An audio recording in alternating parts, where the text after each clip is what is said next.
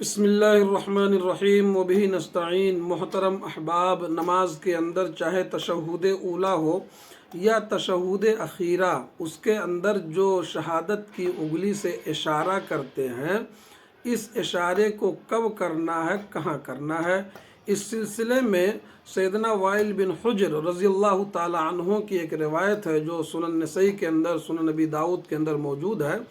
یہ روایت جو ہے صحیح ہے۔ اس میں نبی کریم صلی اللہ علیہ وسلم کی نماز کی مکمل کیفیت بیان کی گئی۔ وہ روایت یہ ہے، کہتے ہیں عن وائل بن حجر رضی اللہ تعالی عنہ قال لانظرن الى رسول اللہ صلی اللہ علیہ وسلم کیف یصلی فنظرت الیہ فکبر ورفع یدیہ۔ یہ پوری حدیث ہے، یعنی آخر میں کہا ثم رفع اصبعہ ورأیتہ یحرکھا یدعو بہا۔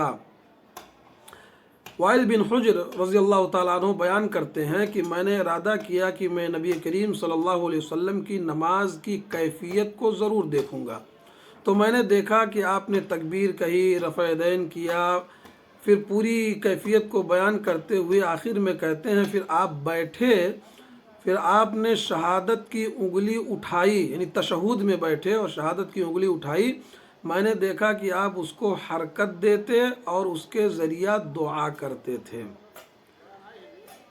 یہ جو روایت ہے یہ صحیح روایت ہے، انگلی کو حرکت دینے پر دلالت کرتی ہے۔ انگلی کو اٹھا کر کے اس سے حرکت کریں گے شہادت کی انگلی سے۔ نیز نبی کریم صلی اللہ علیہ وسلم کے اس فعل کی کیفیت کا بیان یرفعو کے ذریعہ ہے، اور اہل علم جانتے ہیں یرفعو یہ فعل مضارع ہے جو نمازی کے سلام پھیرنے اور نماز سے فراغت تک اس کے استمرار پر دلالت کرتا ہے۔ اسی طرح سے نبی کریم صلی اللہ علیہ وسلم کا قول یدعو بہا بھی اس پر دلالت کرتا ہے۔ تو یہ جو یحرکو یا یدعو، یہ دونوں فعل مضارع ہیں، اہل علم اس کو جانتے ہی استمرار پر، یعنی نبی کریم صلی اللہ علیہ وسلم جب تشہد میں بیٹھتے تھے تو شروع سے لے کر کے آخر تک، یعنی سلام پھیرنے تک شہادت کی انگلی سے اس طرح سے برابر اشارہ کرتے تھے،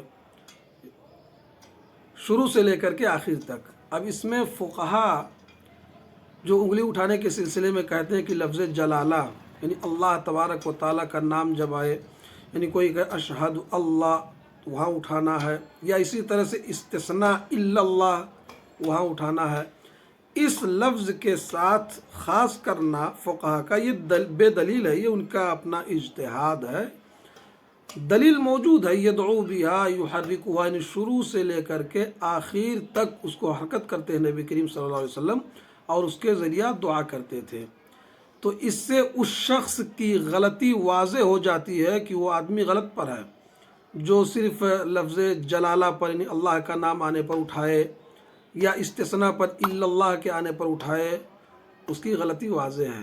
یا اسی طرح سے وہ لوگ جو مسلسل حرکت دیتے ہیں، اگر کوئی کہے کہ ان کی نماز باطل ہے تو ان کا کہنا صحیح نہیں، بلکہ وہ سنت کے مطابق ہے۔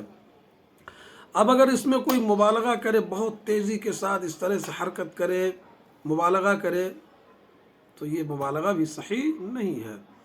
صحیح بات یہ ہے کہ چاہے تشہد اولا ہو یا تشہد اخیرہ ہو، سنت یہ ہے کہ اس کو شروع سے لے کر کے سلام پھیرنے تک انگلی سے حرکت دینا ہے۔